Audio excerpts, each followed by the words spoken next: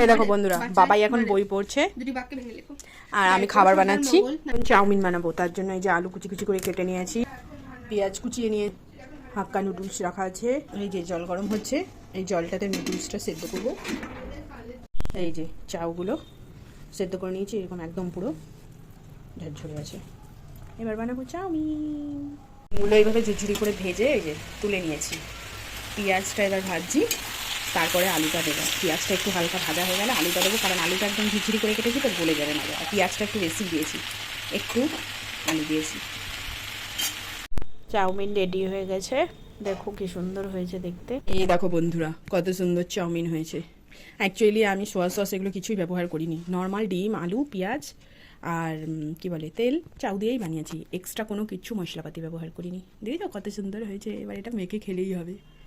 সুন্দর হয়েছে, ডিম, আলু, পেঁয়াজ সব দেখা যাচ্ছে। এই যে বাবাই বসে পড়েছে খেতে। দেখেই মনে হচ্ছে দারুণ হবে, খেলে তার মানে কতটা ভালো লাগবে খেতে।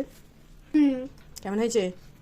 দারুণ দারুণ সত্যি, আমি সস দেওয়ার পরে কালারটাও ভালো হয়ে গেছে।